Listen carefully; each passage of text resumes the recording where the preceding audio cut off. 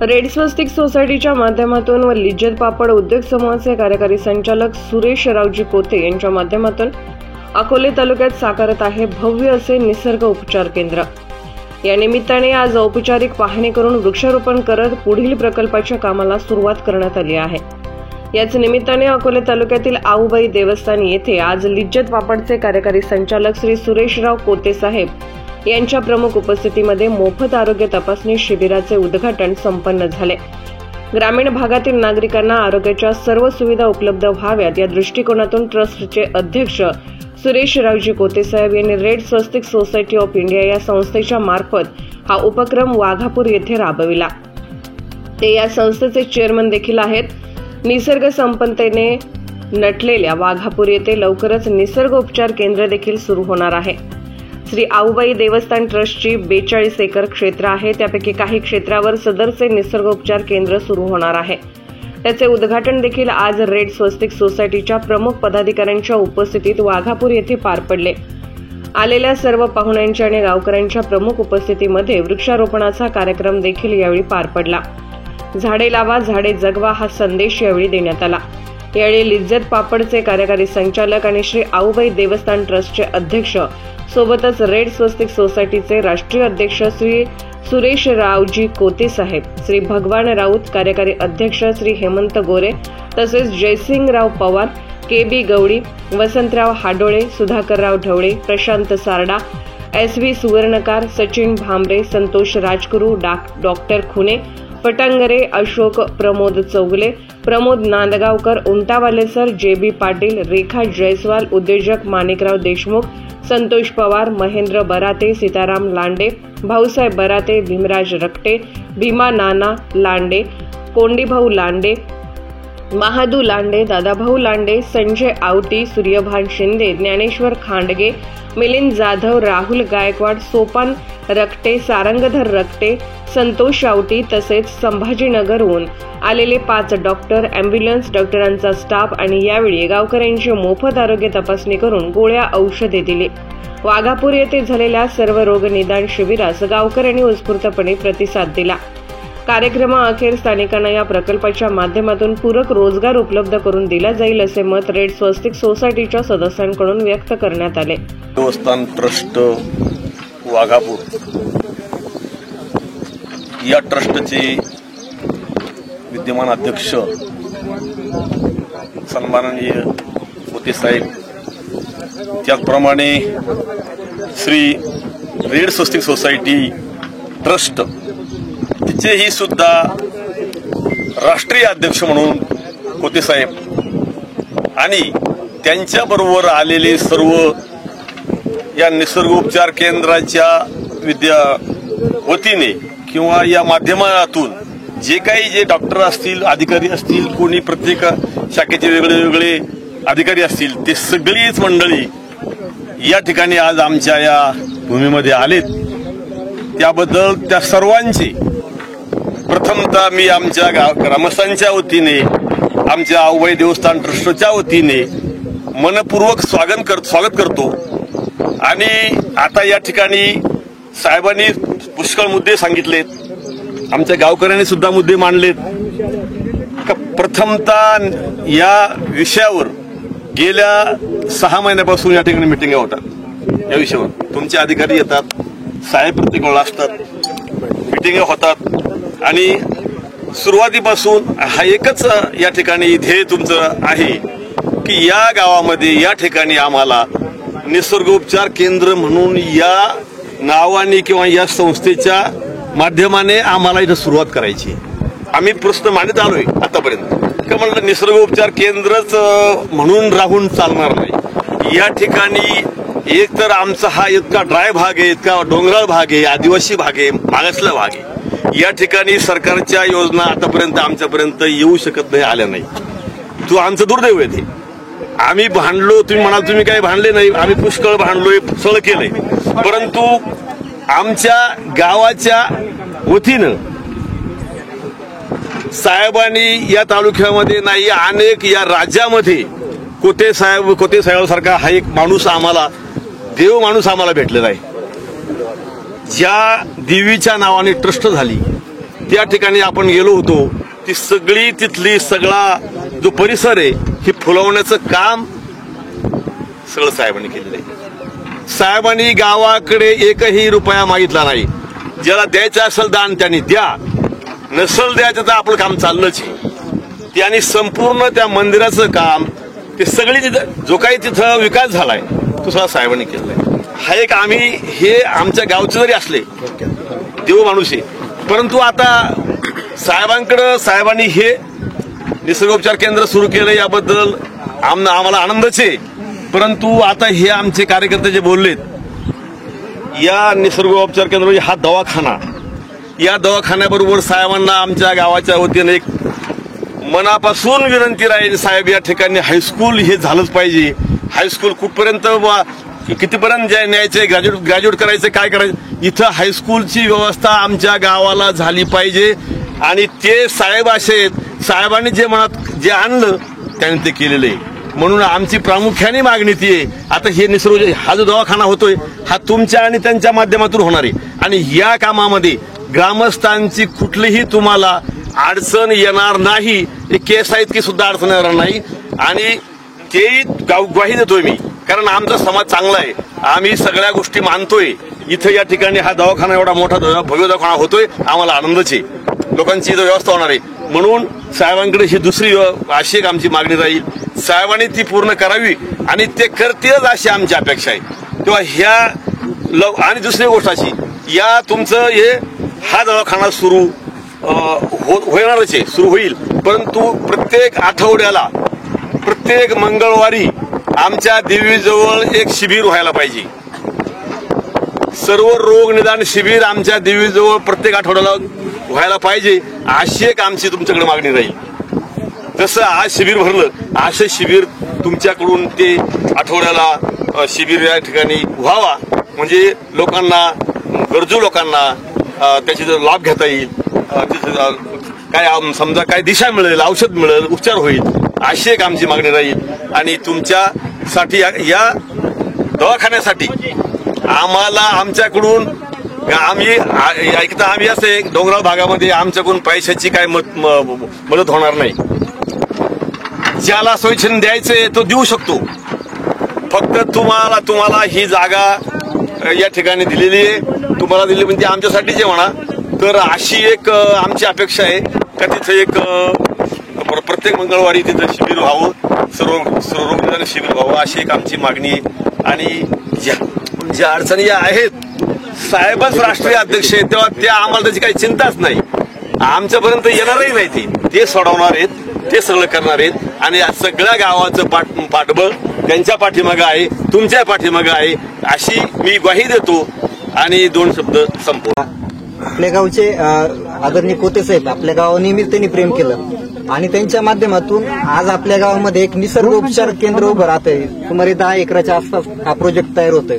याच्या माध्यमातून त्यांचं मत आहे की गावातील तरुणांना रोजगार उपलब्ध होईल, परत तुमचे दुकानदारी वाढेल, इतर गोष्टी निश्चित गावाच्या विकासामध्ये भर पडणार आहे. तर याबाबत तुमचं काय मत आहे?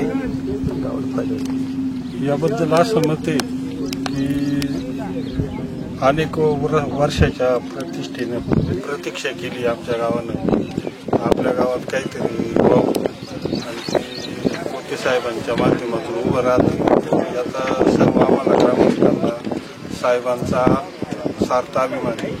परंतु एक गोष्ट अशी की निसर्ग उपचार केंद्र आहे, तातडीचा एखादा रुग्ण आला त्याची काहीतरी सुविधा झाली पाहिजे. आणि जो इथं तुम्हाला जो वर्कर लागणार, समजा त्याच्याकरता वॉचमॅन पाहिजे, कुठं काही पाहिजे, प्रथम भूमिपुत्रांना इथं प्राधान्य भेटलं पाहिजे. ज्याच्या वाघापूर गावचं आधार कार्ड असेल त्याला इथं सर्वतोपरी मोफत उपचार भेटला पाहिजे. भूमिपुत्रांना कुठल्याही कामामध्ये असं पाहिजे, इथं पर तुम्हाला गवंडी जरी लागला तरी गावातलाच गवंड्याला आधी प्राधान्य भेटलं पाहिजे. किंवा एखादा वॉचमॅन पण लागला गावच्याच माणसाला इथं प्राधान्य भेटलं. बाकी साहेबांचे सगळे प्रोजेक्ट आहेत. साहेबांनी इथं आम्हाला आमची एक इच्छा होती का आमची हायस्कूलची मागणी साहेबांनी वारंवार चर्चा सुद्धा साहेबांनी केली. आता हायस्कूल बागातून निसर्गोपचार केंद्र सुरू झालं, त्यात आम्हाला आनंदच आहे.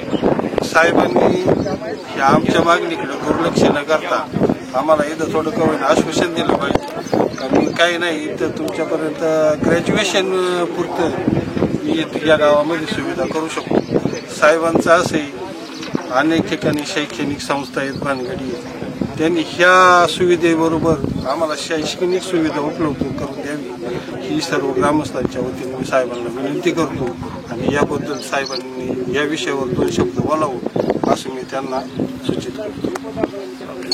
नाना, तुम्ही अकोले तालुक्याचे भूमिपुत्र या नात्याने तुम्ही अकोले तालुक्याला नेहमी काही ना काही देण्याचा प्रयत्न केला आहे. तुम्ही सहकारामध्ये देखील तुमचं विशेष योगदान आहे. तुमच्या मनामध्ये एक नवीन संकल्पना आली, ती आज सर्व ग्रामस्थांच्या समोर आम्हाला बघायला मिळते की अकोले तालुक्यातील वाघापूर गावामध्ये एक निसर्गोपचार केंद्र उभं करतायत तुम्ही. तर हे केंद्रामागील तुमचा मानस काय आहे भाऊ? असं दोन आपल्या आणलेल्या या देवस्थानच्या जमिनीमध्ये काहीतरी विनियोग चांगला करावा. केवळ शेतीचं उत्पन्न इथं काही व्यवस्थित निघण्यासारखं नाही, परंतु समाजाच्या दृष्टीने काय चांगलं होईल, गावच्या दृष्टीने काय चांगलं होईल, गावच्या स्थानिक लोकांना इथं रोजगार उपलब्ध काय होईल, ही डोक्यामध्ये माझी सतत संकल्पना येत होती. आणि मग रेड स्वस्तिकची मी अनेक वर्षापासून निगडीत असल्यामुळं आणि त्यात आता सध्या मी रेड स्वस्तिकचा राष्ट्रीय अध्यक्ष असल्यामुळं मलाही काहीतरी जबाबदारी घ्यावीशी वाटली. आणि म्हटलं आपल्या देवस्थानची जमीन आहे, त्याबाबत मी सर्व गावाशी चर्चा केली. गावाच्या त्यामध्ये अनेक 3-4 वेळा मिटिंग झाल्या आणि गावाने सर्वांनी मान्यता दिली की हे चांगलं काम आहे, तर त्यासाठी तुमची काहीच हरकत नाही. त्या माध्यमातून आम्ही आमच्या रेड स्वस्तिकच्या वरिष्ठ लोकांशी सगळ्यांशी बोललो, सगळ्या टीमशी पर्सनली आमची चर्चा झाली, त्याच्यावर मिटिंग झाली. आणि मग शेवटी एक निर्णय घेतला की आपण हे सुरू करायचं. याच्यातून सुरू करण्यातून सुरू केल्यानंतर ते आता प्रक्रिया सांगितली की ती फारच मोठी कालावधी आहे, परंतु सुरुवातीलाच आपण एक चांगलं भरीव काम सुरू करू जेणेकरून उपचाराबरोबरच मगाशी सांगितल्याप्रमाणे इथल्या लोकांना रोजगार कसा उपलब्ध होईल हाही त्याच्यामध्ये आपण उद्देश ठेवू. आणि आज निसर्गाच्या दृष्टीने अकोले तालुका हा फार सुंदर, दिमागदार, अतिशय निसर्गाच्या भूमीने नटलेला तालुका आहे. आणि याचं दर्शन या निमित्तानं आपल्या या सर्व महाराष्ट्रातल्या वेगवेगळ्या आमच्या अनेक देशामध्ये सर्वच ठिकाणी आमच्या शाखा आहेत, तर त्यामधूनही अनेक माणसं इथं येतील, उपचार घेतील. प्रत्येकाचे वेगवेगळे सही सर्व आमच्याकडे असलेले पदाधिकारी फार मोठ्या मोठ्या पदावरचे आहेत, कोणी इंडस्ट्रियलिस्ट आहे, सर्व्हिसमध्ये आहेत, वेगवेगळ्या याच्यामध्ये व्यवसाय करणारे आहेत. तर अशी सर्व माणसांच्या माध्यमातून इथं अनेक माणसं येतील. आणि अशी माणसांच्या बाबत मग अशी सांगितलं की या लोकांच्याकडनं त्यांनाही फुकटची अपेक्षा नसणार आहे, तेही त्यामाने परिस्थितीनुसार आपले पैसे देतील, काही काम उपचार करून घेतील, काही दानशूर असतील ते दान देऊन जातील आणि त्याच्या माध्यमातून आपलं हे उपक्रम अजून पुढे जाईल अशा प्रकारची मला स्वतःला खात्री आहे.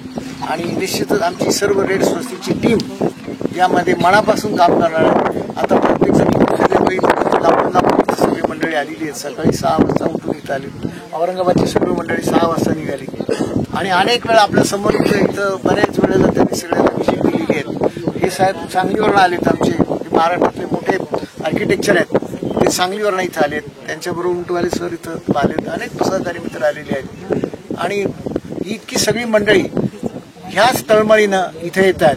इथं कुणाला व्यक्तिगत काहीच अर्थ नाही, केवळ आपल्या लोकांचं भलं व्हावं आणि आपल्यातून एक काहीतरी सत्कर्म व्हावं अशा प्रकारची मनात भावना ठेवून हे सर्व काम पुढे जाणार आहे अशा प्रकारचा विश्वास मला गावकऱ्यांना द्यावासा वाटतो. गावकऱ्यांचं याच्यामध्ये आतापर्यंत सहकार्य यापुढेही अशाच प्रकारचं सहकार्य राहील अशा खात्री बाळगतो. कारण या गावाची निगडीत आहे, गावच माझं आहे, त्यामुळे मला माहिती आहे की या गावात मी इथं असल्यानंतर कोणी विरोध करणार नाही.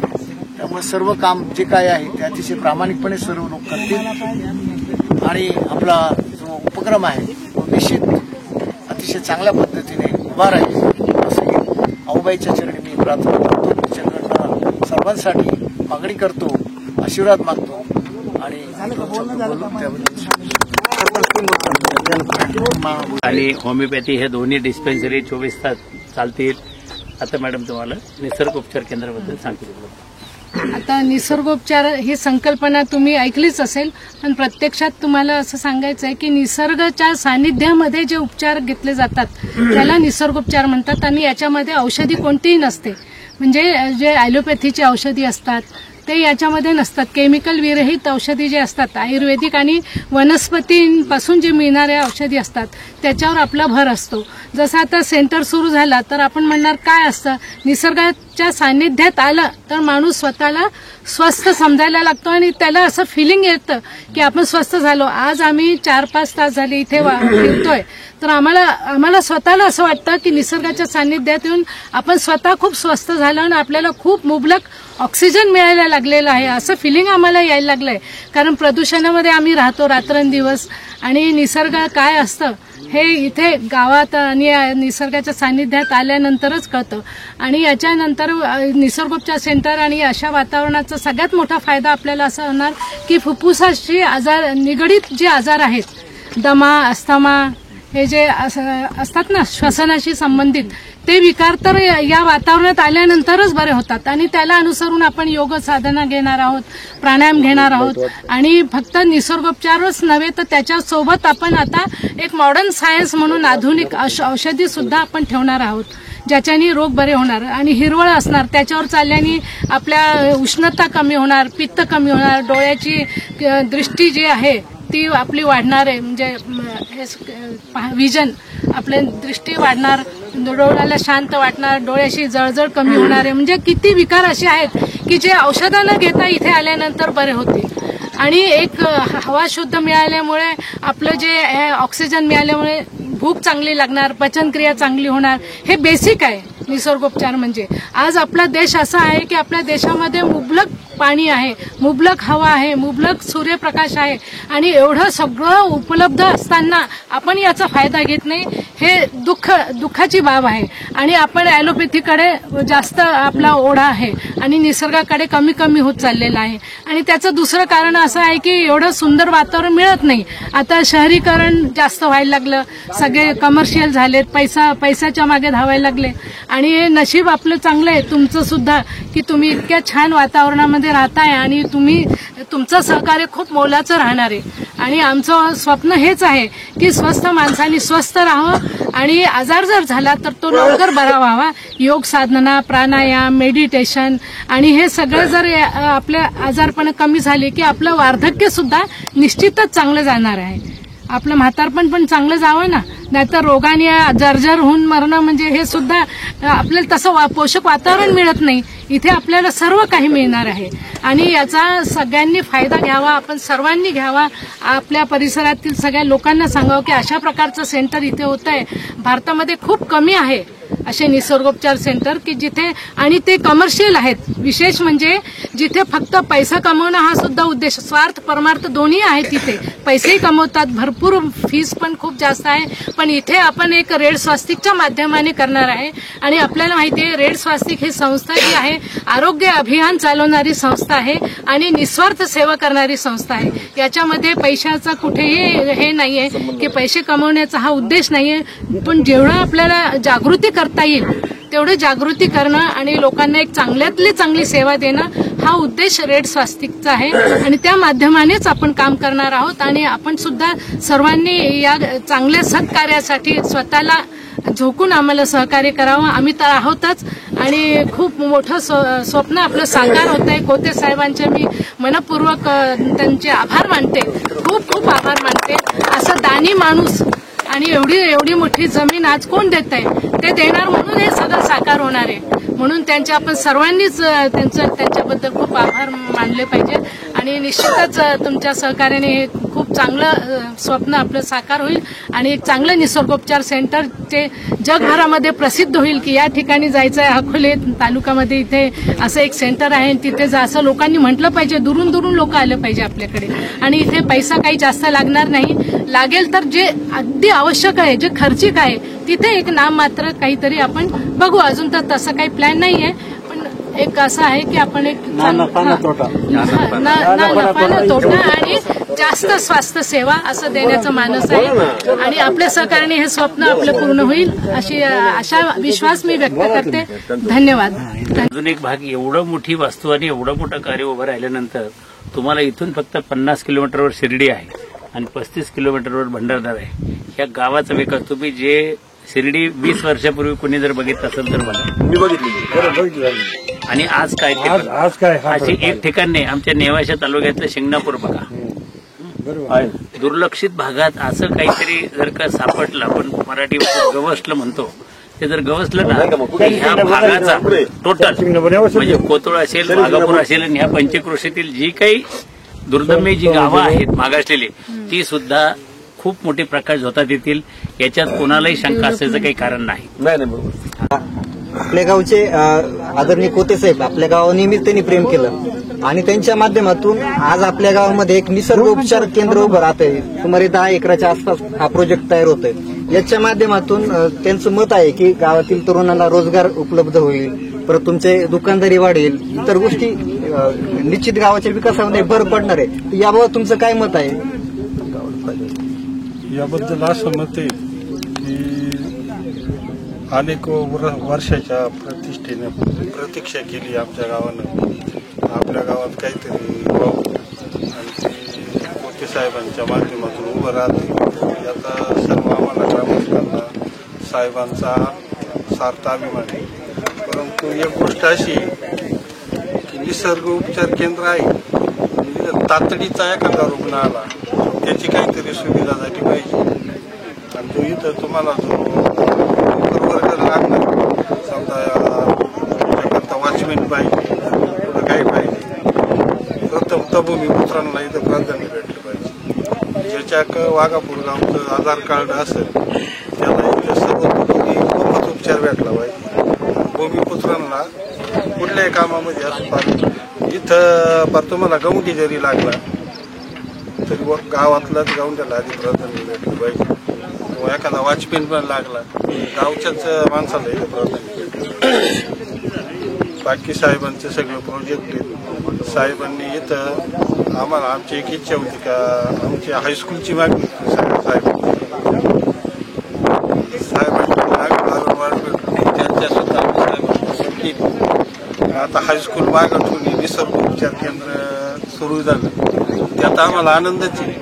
साहेबांनी ह्या आमच्या मागणीकडे दुर्लक्ष न करता आम्हाला इथं थोडं कमी आश्वासन दिलं पाहिजे का मी काही नाही, इथं तुमच्यापर्यंत ग्रॅज्युएशन पुरतं मी या गावामध्ये सुविधा करू शकतो. साहेबांचं असंही अनेक ठिकाणी शैक्षणिक संस्था आहेत भानगडी, त्यांनी ह्या सुविधेबरोबर आम्हाला शैक्षणिक सुविधा उपलब्ध करून द्यावी ही सर्व ग्रामस्थांच्या वतीने मी साहेबांना विनंती करतो. आणि याबद्दल साहेबांनी या विषयावर 2 शब्द बोलावं असं मी त्यांना सूचित करतो. दुर्गम तालुका असल्यामुळे तालुक्यातील लोकांना या उपचार केंद्राबद्दल विशेष अशी काही माहिती नाही. या केंद्राच्या माध्यमातून नक्की लोकांना काय सुविधा पुरवल्या जाणार आहे, नक्की याच्या माध्यमातून काय काय सेवा देण्याचा मानस आहे हे आपण थोडक्यात मगासपासून बराचसा उलगडा इथं होत चाललेला आहे. पण निसर्गोपचार म्हणजे आपण असं समजून चालतो की काही झालं तरी आपल्याला तिथं जे बेसिक जे सायन्सेस आहेत त्याच्याबद्दल काही कधीही आपल्याला उलगडा होत नाही किंवा त्याच्याबद्दलचे उपचार होत नाही.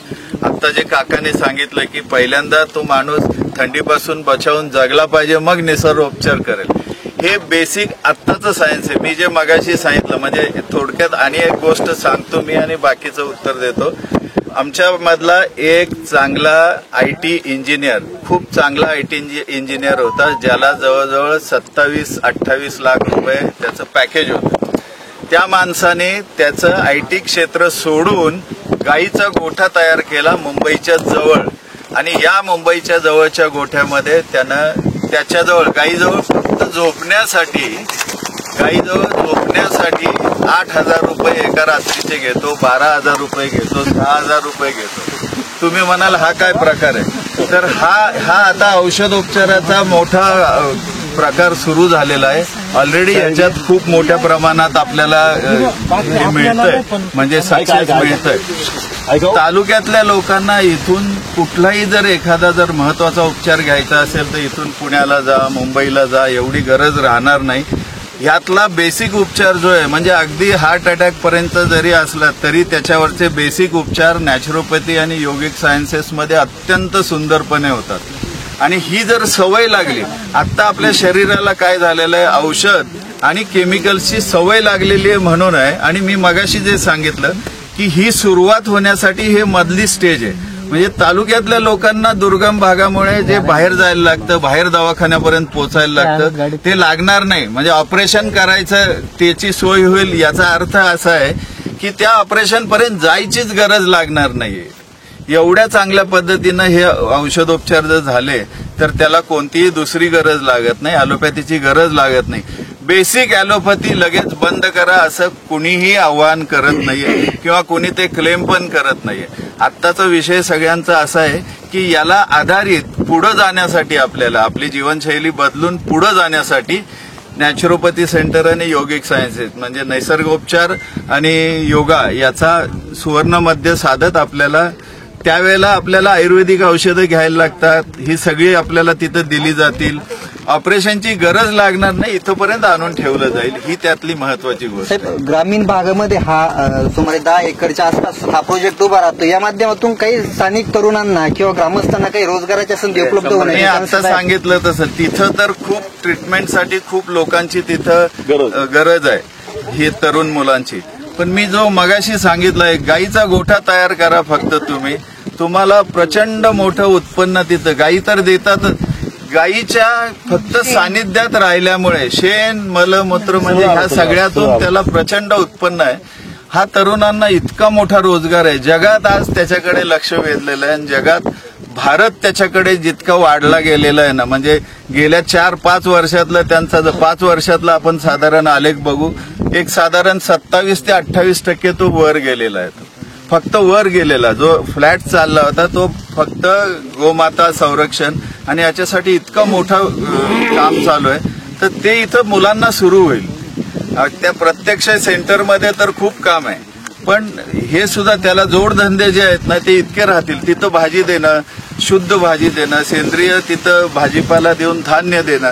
धान्य काही इथं लावू शकणार नाही आम्ही, तर धान्य त्याच्यातलं गहू असेल, ज्वारी असेल, भात असेल, हा सेंद्रिय पद्धतीचा त्या तरुणांनी बाहेर केमिकल विरहित, रसायन विरहित जर असेल तर त्याच्यासारखा दुसरा उद्योग नाही तरुणांना. साहेब, तुम्ही आता जे उपचार पद्धती सांगितल्या तर त्या काही मोबदला घेतला जाणार आहे का? कशा तुमचं काय म्हणायचं, काही खर्चिक काम आहे? एकूण बाहेरच्या लोकांकडनं 100% घेतला जाणार आहे. त्याचं कारण असं आहे की इथं येऊन त्या माध्यमातून तुम्हाला स्थानिक लोकांना आम्हाला तो फ्री देता येईल अशा पद्धतीचा आम्हाला बाकीच्या बाहेरचे जे येणार आहे त्यांच्याकडनं पैसे घ्यायलाच लागणार.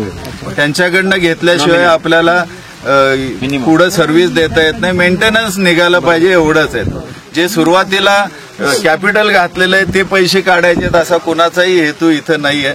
जमीन जर दान देणारी लोक इथं असतील तर बाकीचा सगळा विषय तर नक्कीच तसा आहे. तुम्ही म्हणता तो अत्यंत महत्वाचा विषय आहे की स्थानिकांना याचा फायदा या पद्धतीने होणार आहे. स्थानिकांकडनं काहीही घेतलं जाणार नाही. हा प्रकल्प पूर्णत्वास जाण्यासाठी साधारणपणे किती कालावधी जाऊ शकतो? काय नॅचरोपॅथी सेंटर सुरू व्हायला वेळ लागत नाही, पण प्रत्यक्ष जो एकूणातला प्रकल्प आहे तो पूर्ण व्हायला 10-1 वर्ष लागतील. हा आता 1 ते 1.5 वर्षात आपला सुरुवात होईल इथं, पण तो पूर्णत्वाला जायला 5 ते 10 वर्षाचा कालावधी जाईल. आपल्याला जशा पद्धतीनं इथं सपोर्ट मिळत जाईल याप्रमाणे. आणि ह्याला लिमिट नाहीये, म्हणजे हे 10 एकरमध्येच आपण करतोय असं म्हणताय तुम्ही उद्या येऊन तुम्ही सांगाल की तो बाजूचा माणूस देतोय, इकडची घ्या, ते करा.